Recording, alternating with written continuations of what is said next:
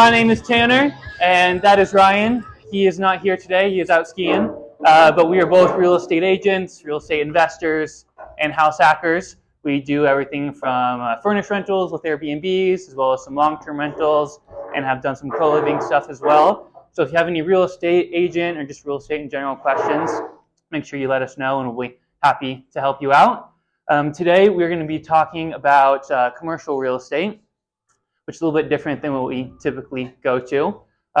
We are back at Goat Patch for the first time in, I don't know, it's been like 6 months or something. But we're going to be going back to only one time a month instead of 2 times a month, what we have done in the past, to kind of make sure we get really good speakers for everyone and get a better networking experience here back at Goat Patch.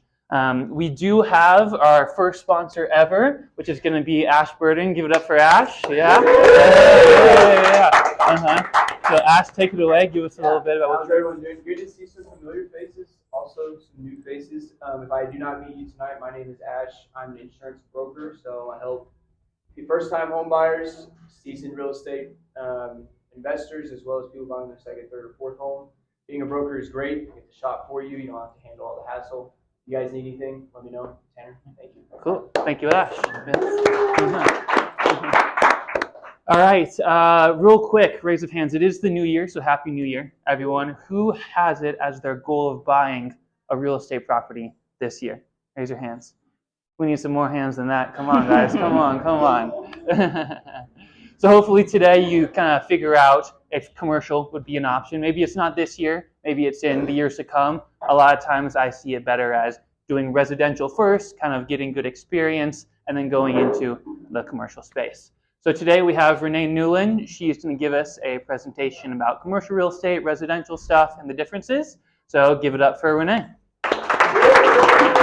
In real estate, first impressions can make or break a deal. Whether you're listing a home for sale or marketing an investment property, having high quality photos are key at grabbing attention. If you want to stand out in the competitive Colorado Springs market, having high quality photos is essential. And Wayne over at Homadi excels at getting the best possible photos for your property. He is based right here in Colorado Springs and specializes in capturing properties in the best light. If you're ready to take your property photos to the next level, make sure to contact Wayne over at Homadi and mention you heard about him from Tanner at Red and Joy Real Estate to get 20% off your next shoot. Remember, great photos can make the difference between a quick sale and a stale listing. So make sure to contact Wayne over at Homadi today. All right, thank you. Thanks for coming out on the blustery, snowy evening. I have to admit, if I wasn't speaking, I don't know that I would have. But I appreciate the turnout tonight. So just a little background, how Tanner and I met. I came to one of these meetups, and then we met for coffee and talked about our shared interest in real estate. And then a few weeks later, I got a call, and he said, Renee, I had an owner respond to a letter for a retail space, and you're the only person I know that's in commercial. So do you know a buyer? And I said, yeah, I probably do. I help investors a lot. So we got a buyer for his property, went under contract.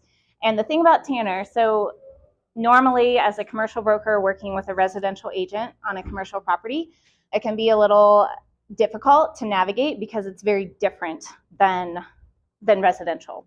But Tanner did a great job communicating with the seller, communicating with me, and he was really open to asking questions and learning. So I appreciated that transaction, and we're still friends, so it must have worked. So thank you for letting me speak tonight. Tonight, I just want to give you all a quick overview of residential as it compares to commercial investing. I know that you're probably wondering, okay, we're here for residential investing, so why would we be hearing about commercial? And I really just want to make sure that you all know what's available, what's out there, and that I can kind of empower you on your journey. But a little bit about me first. My name is Renee Newland. I've been an investor since 2014, commercial real estate broker since 2021. And with the firm that I'm located at, it's actually here in this building, Peak Commercial Properties. We do a lot to help investors build out their portfolio, whether it's through acquisitions or leasing out the properties, selling the properties if they're doing a 1031 exchange. So I do a lot of that, helping investors in their portfolio management. And then also provide analysis for investors on potential properties as they're looking at a new acquisition, just to see, okay, does this pro forma actually match up with what I could get from it.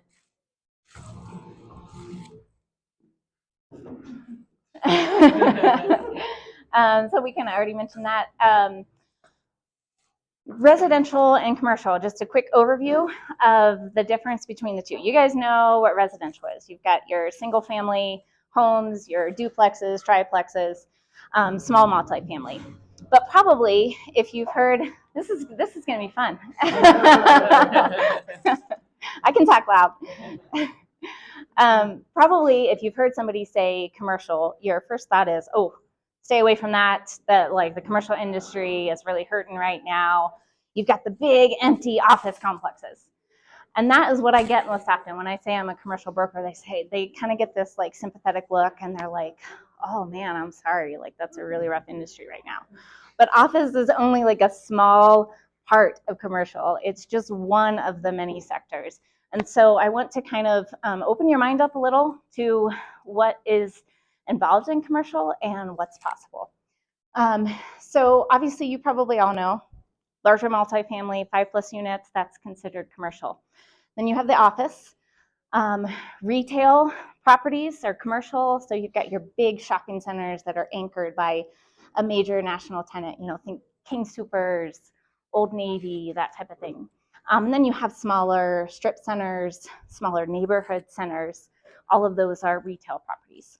And then industrial, this is one that often gets overlooked in commercial. That's your warehouses, your distribution centers, manufacturing. Industrial actually went crazy during COVID, and that is primarily what I broker is industrial properties. So it was really a great time to be in commercial if you're talking about the industrial sector. And then there are a lot of subsectors, self-storage, RV parks, hotels, all of those would also fall under commercial properties. Okay, quick overview, the key differences between residential and commercial. And again, so tonight I want to provide a foundation of knowledge for you so you understand kind of the starting point, like what questions to ask if it is of interest to do for you. It may not be for everyone commercial. You may want to stick with residential, like Tanner said, start in residential and then you can build up to that. But at least you know what's possible and what questions to ask to get there. So key differences, type of tenants.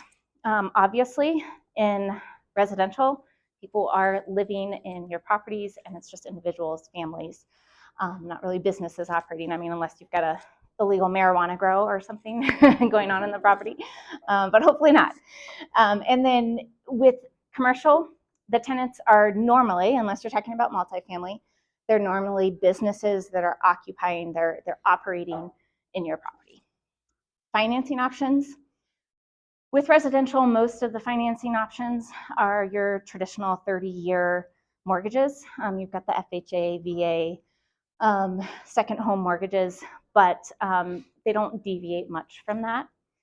With commercial, there are a lot of different lending options, and they're actually structured very differently.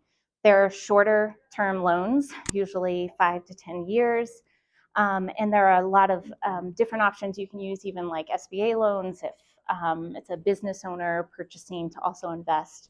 And seller financing is really common in commercial. It's becoming more common in residential, but seller financing, creative financing has been, for years, has been a pretty common method in commercial.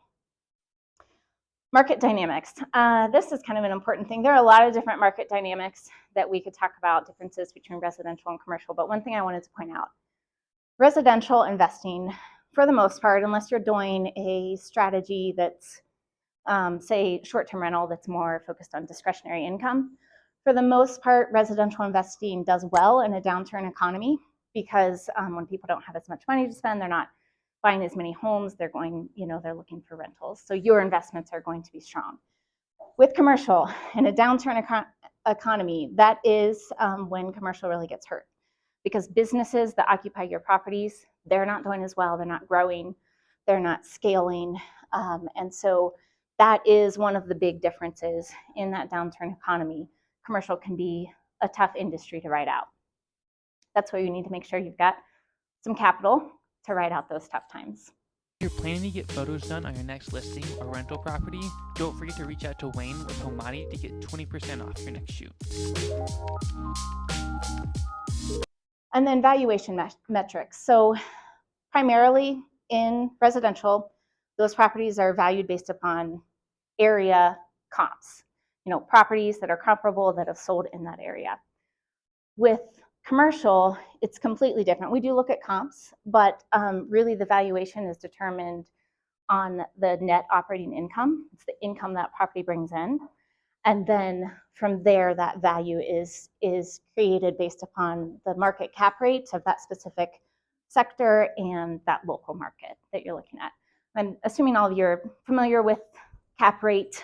It's just kind of a valuation metric that we use to determine the value of the property. Any questions before we move on?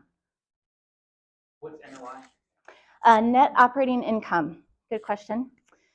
So that is, as it sounds, it's the net of the income that comes in. That's after all the expenses. And so that would be the money in the pocket aside from the mortgage. That does not include the bank note on the property. So I guess not technically money in the pocket, but it's after all of the expenses on the property. And that then is used. So the great thing, we'll talk about this a little later, but the great thing with that is you can force value on a property by increasing that NOI, and you can immediately raise the value of that property if you're raising those market rates, decreasing expenses, and increasing that NOI. So good question. Okay. Yeah. So like on the operations side, with single families, it's like pretty common to like self-manage them on like the residential side, because like not too hard. On the commercial side, are there people that self-manage them, or you're always looking to like hire a third party? Kind of what that looks like? Most people don't self-manage, and that's something that we'll talk about later as well. But yeah, it depends on the size of the property as well as your comfort level with commercial. But most people do find a property management company. Yeah. One question. Yeah. So with NOI, is that like difference between like a month of just the size of the building, or is it like what you could possibly put in it, or is it like or how do you? So are you asking about the loan terms, like the? No, when you say NOI, like net operating income, how much you have? Yeah. How do you figure out, I guess, How much that is? how much that would be for? So it really just comes down to like the profit that you're bringing in on that property, and in terms of like how you know how much you're getting, that's based upon the market rental rate for in general, different sectors of commercial in different areas have kind of a common rental rate for like the base rental rate. So commercial is the way it's factored. It's not normally just like a monthly flat rate that you say, this is going to be $5,000 a month. It's normally factored on the price per square foot of the property that they're occupying. And so there's a base rate for that price per square foot that they're paying, and then that gets multiplied by how many square feet they're occupying. And with that, and we'll kind of dive into that a little bit more, but that base rate in most cases is the profit on the property. Again, aside from the mortgage that you would have, or maybe some ancillary expenses like accountant or attorney, something like that. Does that answer your question? I'll probably. Okay, yeah, that's totally fine. An easy equation is just NOI is your total revenue that you're making minusing all your expenses except the mortgage.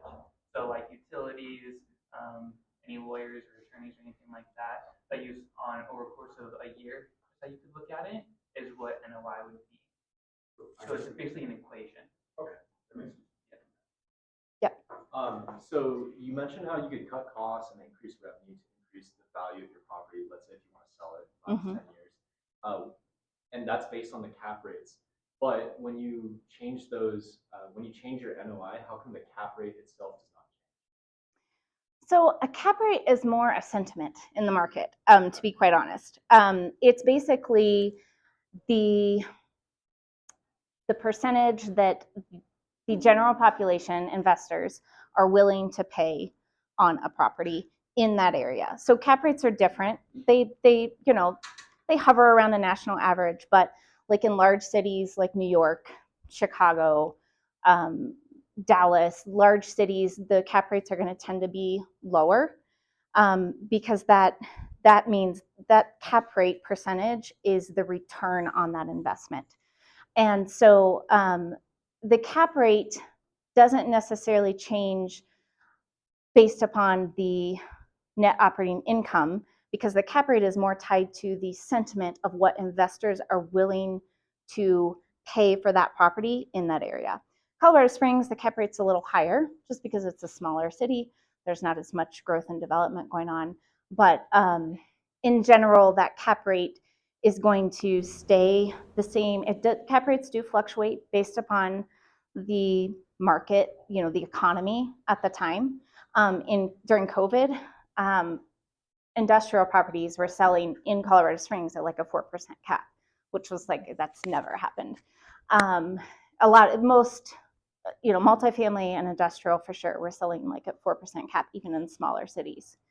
So that cap rate is now like back up to more of a 6%, 6.5% cap rate. So it does fluctuate, but normally it's not going to fluctuate within a short period of time without outside factors affecting it. Does that help? Yeah. Okay. All right, so we're going to kind of quickly run through pros and cons of residential investing, and just keep in mind this is in relation to commercial investing. I'll run through this a little quicker because you guys are probably all somewhat familiar with residential. A pro is lower barriers to entry for sure. You've got easier financing options with the FHA and the VA, and less capital is required for entering a residential property, just because in general they cost a little less. Although like recently in Colorado, I'm like, this is about what I pay for a small industrial property. Familiarity and simplicity. Hopefully all of you have owned or rented a home or a place to live. I'm sure you have. So you just know residential properties because you've been there. You know how they operate. So it's much more familiar to you. So if you're, like Miller said, if you're going to manage it yourself, you know more of the ins and outs of residential. And it's easier to understand the market trends with residential. It's pretty simple to understand how the interest rates affect the supply and demand of a market, and how that affects prices. Another pro is that there's just broad market demand, because everybody always needs housing. So you're always going to have a demand for that, and it's going to be easier to liquidate if you do need to sell. And then hands-on control, kind of going back to what Miller said. If you're like me and you like to control everything and make sure everything's being done well, it's easier to do that with residential, because again, it's easier to understand, and there's less to deal with, less complexity. Cost savings with managing by yourself as well. All right. The cons of residential: limited scalability. So, you think of if you had 30 single-family homes, and you're trying to manage all of those as opposed to a 30-unit multifamily. The 30-unit multifamily, you have one roof, you have one landscaping grounds, you have one parking lot. So there's less complexity there with commercial. Whereas if you're trying to scale with residential, it can get management intensive as you start to scale.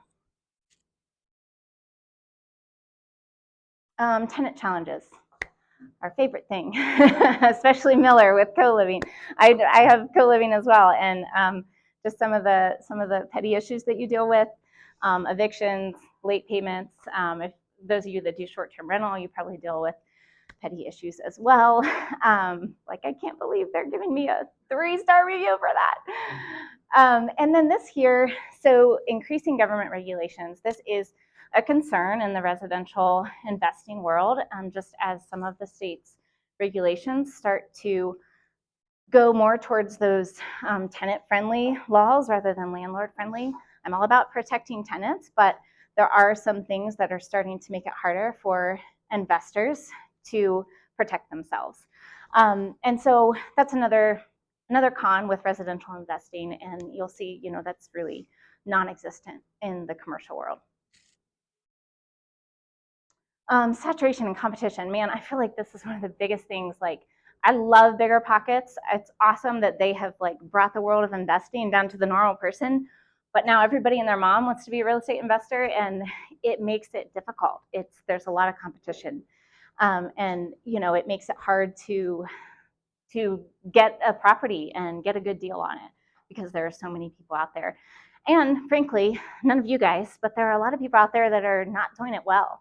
And so then you've got that hurdle to get over with, clients, maybe seller or buyer that's gotten burned by a real estate investor in the past, and you've got to get over that hurdle from people that just aren't doing it well. Lower potential return. This is just especially relevant in Colorado, where house prices have increased so much and rental rates have not necessarily kept up to that. Really, to cash flow, you've got to do something creative like Miller does with co-living, or the short-term rental that Tanner does. You've got to get creative with those strategies. All right, waking you guys up with the bright orange background for commercial. Any questions so far? I'm sure that residential was kind of a overview. Yes. How do you list? There's no like MLS. Yeah, that's commercial is historically, it's just been run by an older generation that has not wanted to get on board with technology, and so that is a problem with commercial. There's not like one centralized MLS. There are various platforms that most brokers have come to rely on and list those properties on. Crexi, LoopNet, CoStar, those are a few of them. But that is a challenge for the commercial real estate industry because there's not like one centralized, there's not a Zillow for commercial real estate. Some of those platforms are trying to become that. They want to be the one place that everybody goes, but it's Is off-market sales more common? there are a lot of off-market transactions that happen in commercial. Yeah. Because as brokers, especially in a smaller town like this, we build relationships with property owners, and a lot of times we'll have a property owner that will say, hey, I'd be interested in selling this if somebody came along, but I don't want to put a sign up. I don't want employees to know that I'm selling. I don't want to mess with showings. So if you have somebody, if you know somebody, I'll entertain an offer. So there's a lot of that happens in commercial. They call them pocket listings. So pros of commercial. Higher income potential. Really, this is just economies of scale. When you have larger properties, more square footage, you've got the possibility to profit more. And then this next one kind of gets into what we were talking about a little bit with the NOI and triple net leases. So triple net leases, this is a common structure on commercial properties. The 3 N's stand for 3 net expenses. So you've got your property taxes, your property insurance, and then your common area maintenance expenses. Sometimes those are referred to as CAM expenses, common area maintenance. Those 3 things in a triple net lease, and a lot of commercial properties operate with a triple net lease. That's up to you as the landlord, how you want to structure that. But those 3 things are passed through to the tenant as expenses they have to pay. And that is common in the industry. It's accepted. Businesses know that they'll have their base rate, but they'll also have the triple net expense rate. So think of that. That's kind of cool because your tenant is paying your property insurance, your property taxes, and your maintenance. So that includes like snow plowing and landscaping. And if you've got to change a light out in the parking lot or repave the parking lot, those things are passed through to the tenant. And as those increase, it's an automatic increase to the tenant.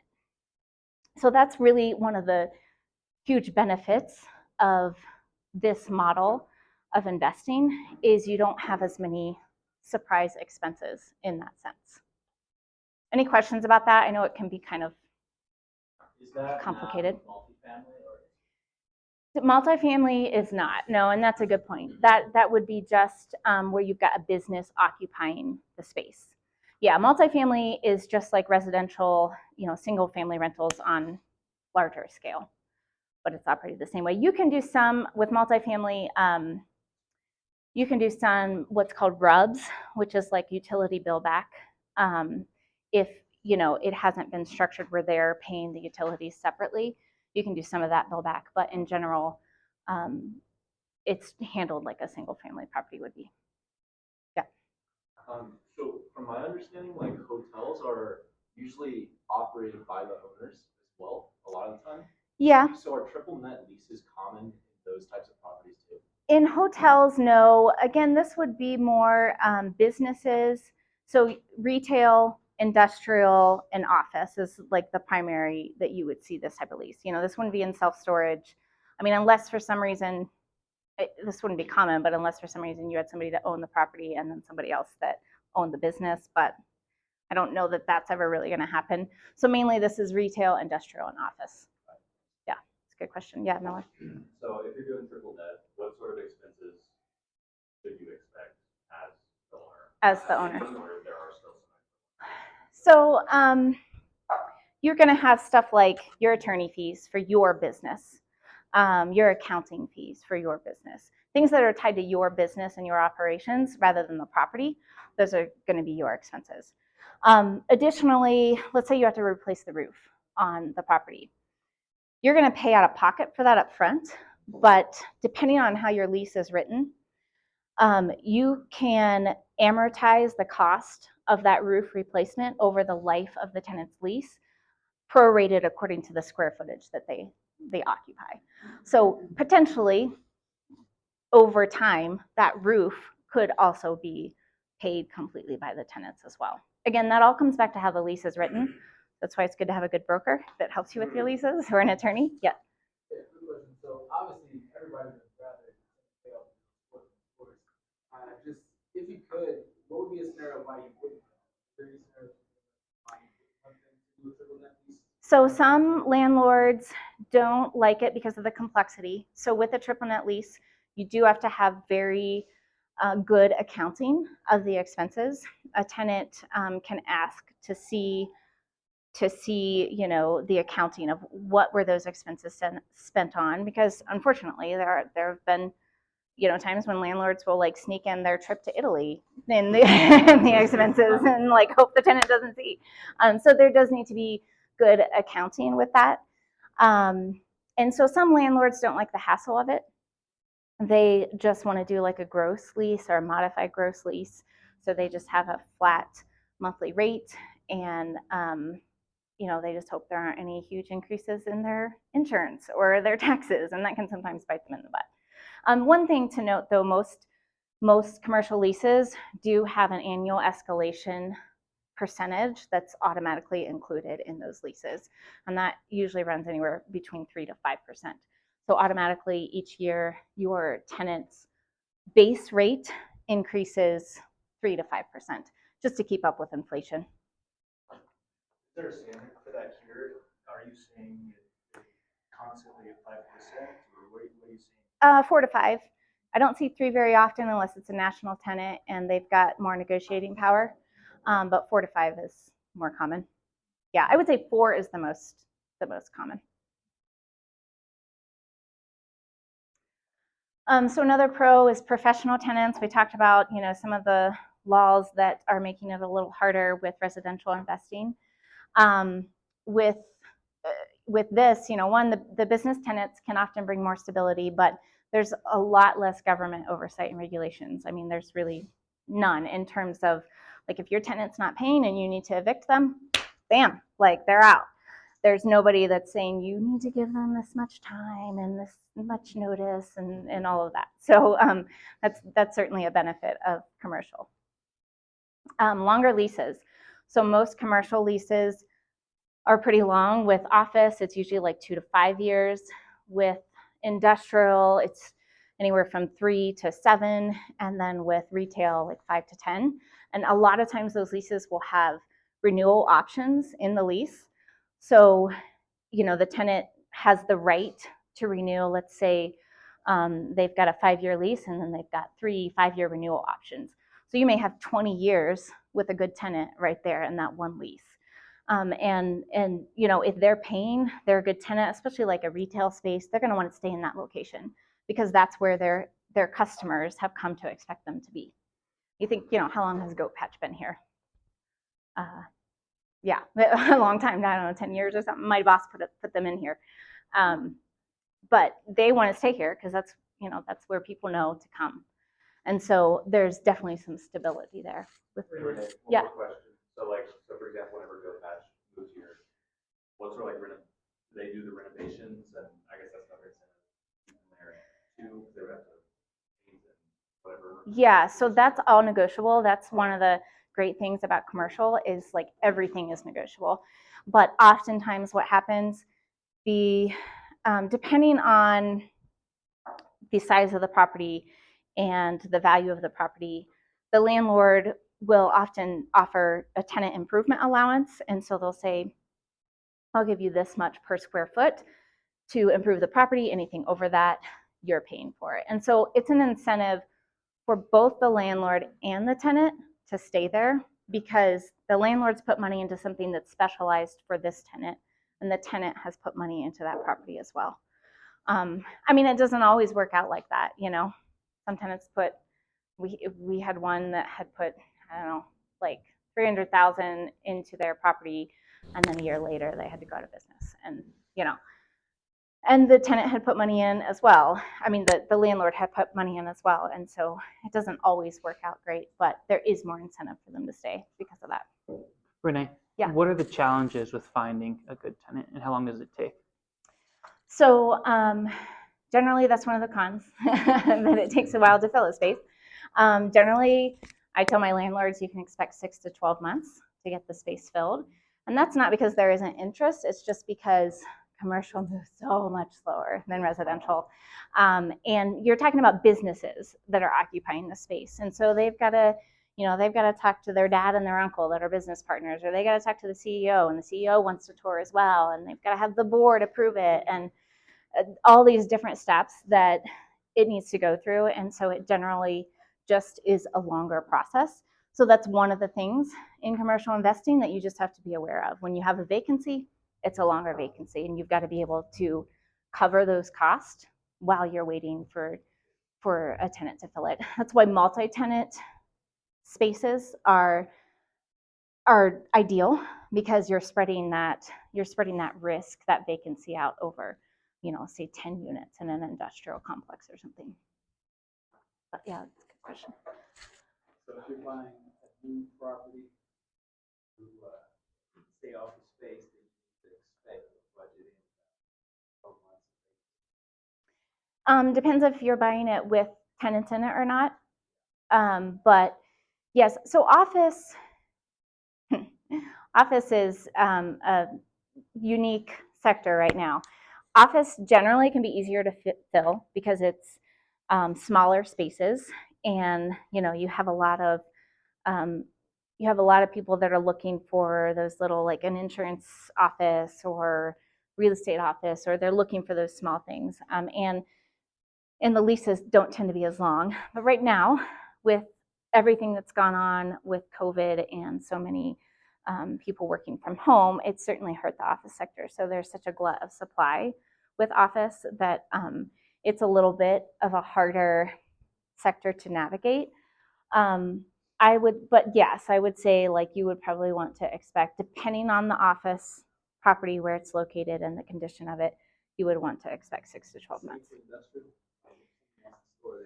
So industrial, it depends a lot on the type of property. So the most requested type of property in Colorado Springs for industrial is a single tenant building between 5 to 10,000 square feet with a fenced in lot. That goes super fast. But if you've got a complex of industrial and there's not a lot of yard space, that can be a harder thing to fill. But so that's when you'd be looking at like 6 to 12 months. Did you have a question? Yeah, I do. So like, bars and clubs, what kind of like property type is that? So that would be considered retail, but it's with the hospitality industry. So it's more of like a specialized sector of retail. So this is like retail, but it's a restaurant. It's kind of its own subsector of retail. Yeah, so along those lines, if you have a retail property and you get like, a bar or club tenant going in, they need to have all these licenses to match the regulations with like liquor and things like that. As the owner of the property, do you need to do anything to match those regulations, or is it all the businesses? It's all on the tenant. Okay. Yeah. Now, as the landlord, I would always advise my landlords to not just throw someone in there that doesn't know the intricacies of those regulations. And like I actually put a bar in a property last year, and in the lease we wrote up, it gave them a certain amount of time to get the proper licensing and regulation from the city. If they were not able to get that, they could terminate. They lost half of their deposit, but not the full amount of the deposit. So like there are things like that you can do to protect, both, because you don't want to put someone in, you don't want to spend money and time on somebody that is not going to go through the process. But to answer your question, that's on the tenant for that. Yeah.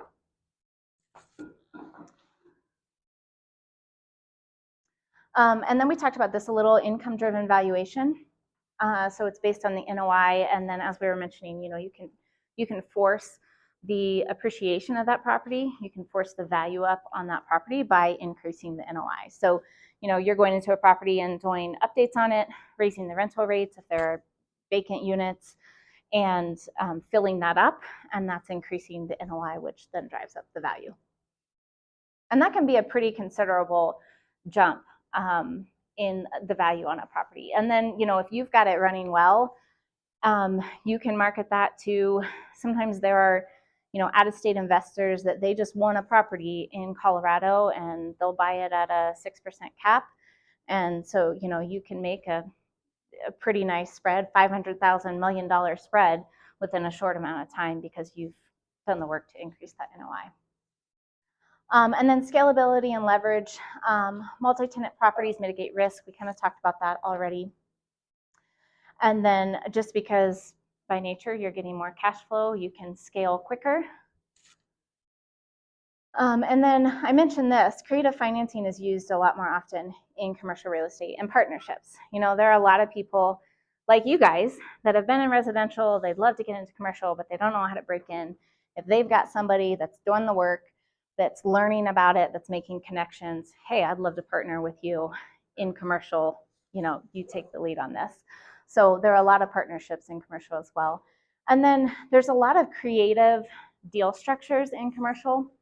And it's more common to do complex deals where, you're doing the seller financing or you're doing a simultaneous closing, flipping land, flipping properties. Like there's just a lot more that happens and is accepted in the commercial realm.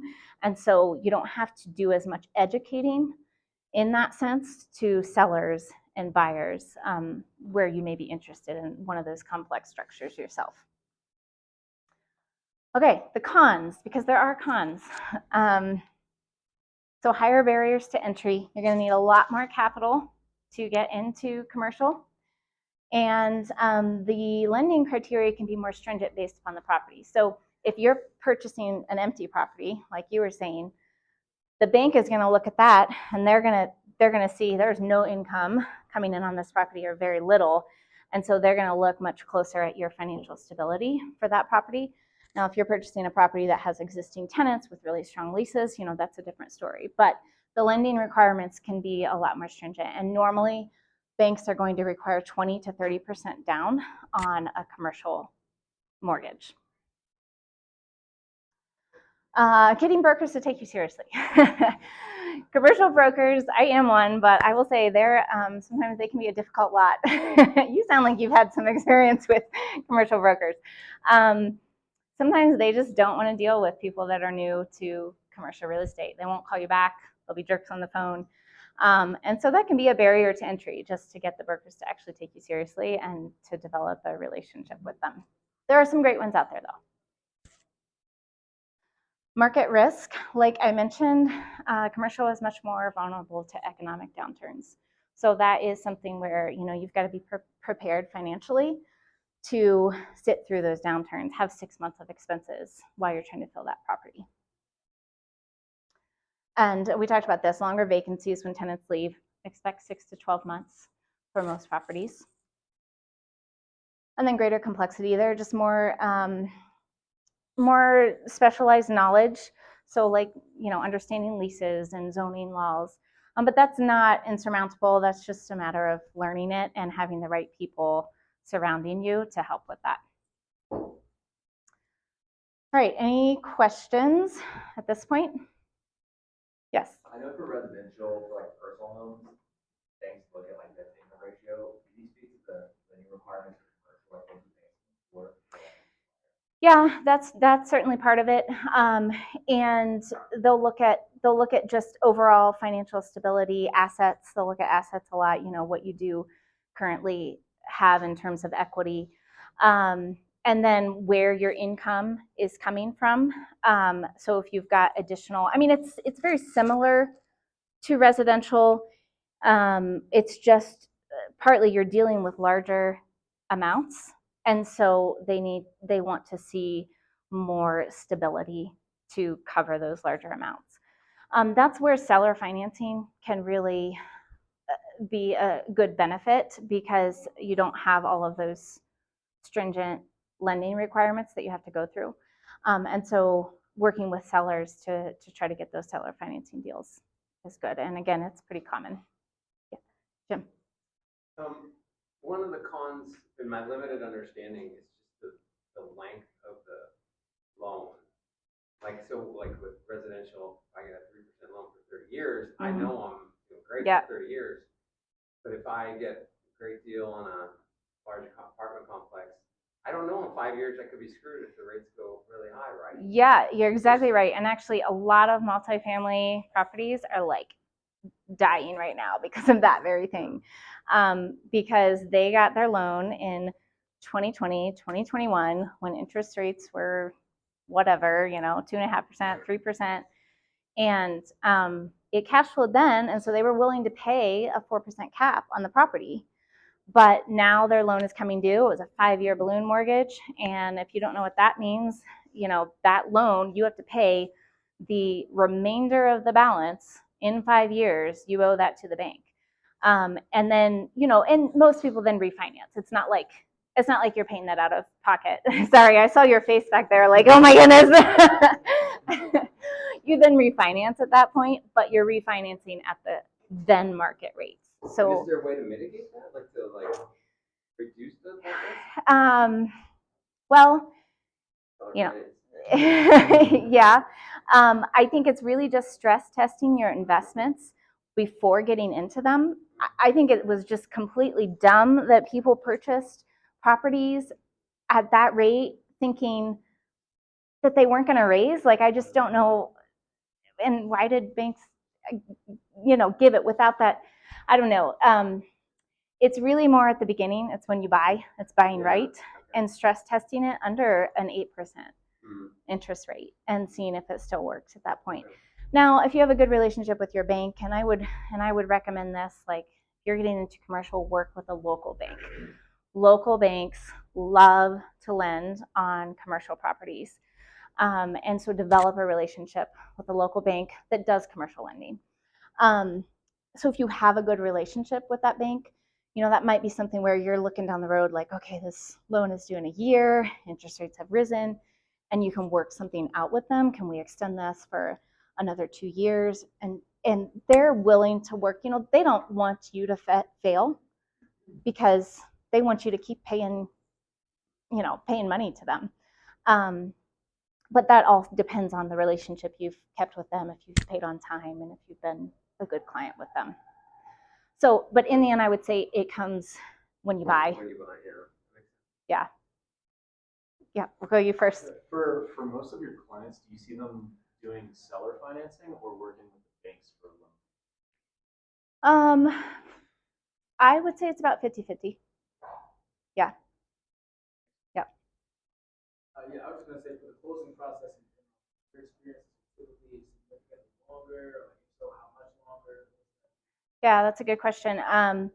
It is longer, and that's partly why commercial takes longer. Generally, you're not going to see a closing that's under 60 days. Sometimes you've got a rush closing at like 45 days, but commercial generally is like a 60 to 90 day contract process. Yep. What kind of terms do they get on self-finance? That's all negotiable. So again, it really just depends on the seller's position on the property, what they're willing to, you know, like how much cash they need up front. You know, depends on if the seller is really desperate or not to sell. Maybe they'll be willing to work with a buyer that doesn't have as much cash up front. If you put less down payment, they may want a little higher interest rate. Normally that interest rate is going to be under what the market interest rate is. That just kind of, you know, makes sense that it's, you know, half a point or a point under. And then if it's an income property that has income, obviously the buyer wants to look at that and say, where do these financing terms make sense that I can still cash flow on the property? And so that's where you can go back to the seller and say, hey, look, you know, at this interest rate with this down payment, it's not cash flowing. Can we alter something? Maybe spread out the amortization schedule, because commercial loans are usually amortized over a longer period. They just are like a balloon mortgage at 5-7 years. Sometimes I'm closing on a deal next week where the seller's providing seller financing, but they're just doing an interest-only loan. And so it's a 3-year interest-only, buyer's paying, I'm trying to think how much he's doing down. I'm representing the seller. I think it's 15% down, and then doing the interest-only, and then in 3 years, he'll refinance and pay it off. What's the interest rate? 6.5. Yep. Do you have a question? Yeah. Yeah, so the longest you said is like 10 years for the mortgage for a loan.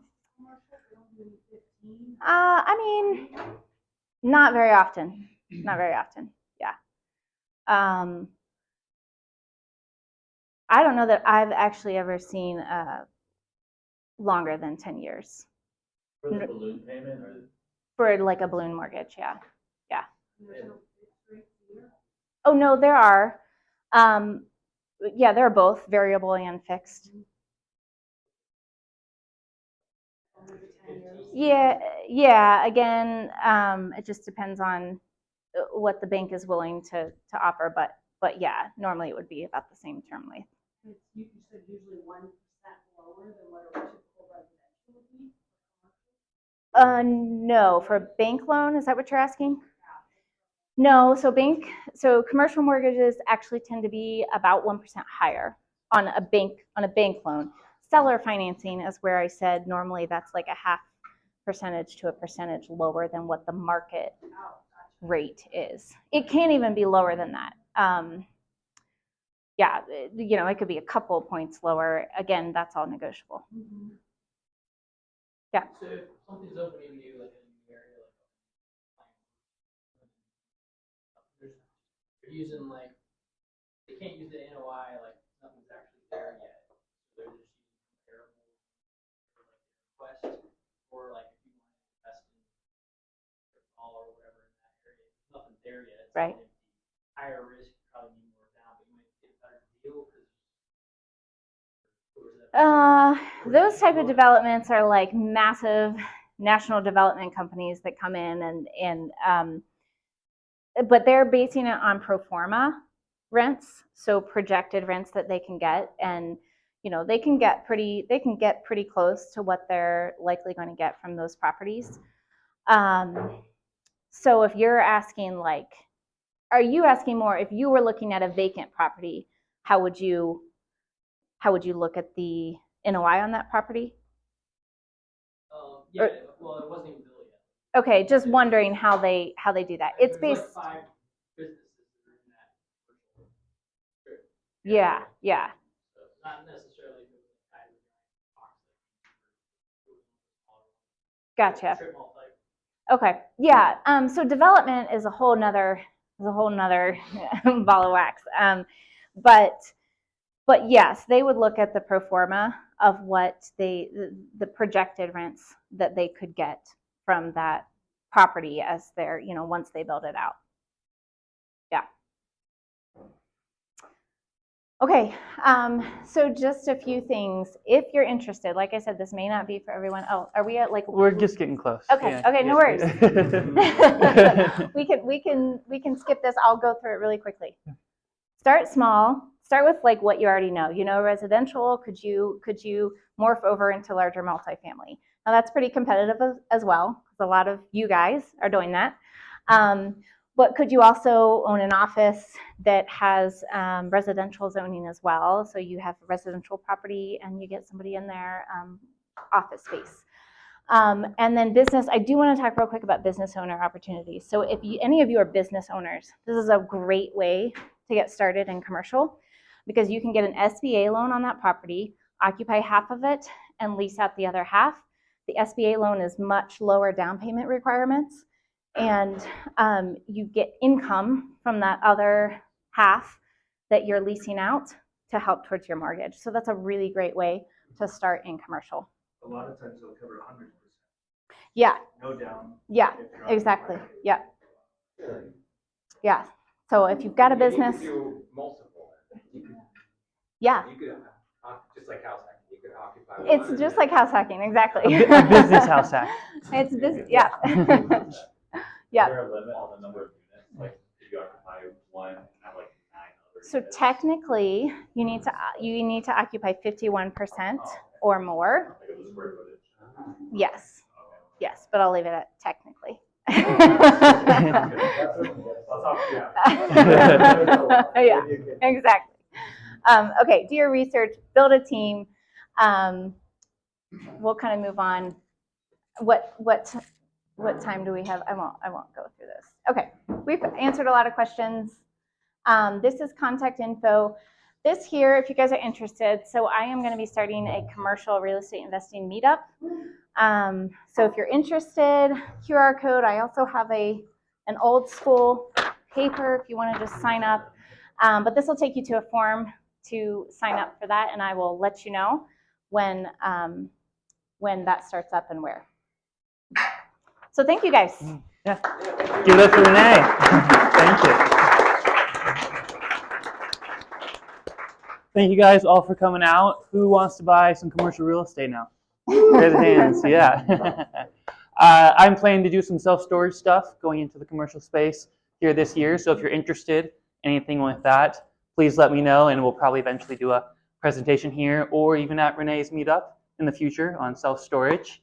Our next meetup is going to be 1 month from now on February 13th, a day before Valentine's Day, so no excuses, anyone, for Valentine's Day on not showing up. And we don't know our topic yet, but we will send out announcements on that stuff. So please sign in so you hear about what that next topic is going to be. And we have about 30 minutes left of networking, which is the best part about coming to real estate meetups. And of course, the presentation's great. It was great to learn a ton about commercial, but making the connections like me and Renee did several years ago in order to do a real estate deal together is really where it all makes the magic happen. So thank you again. If you have any questions, come up and let us know, and have a good rest of your night. Thank you.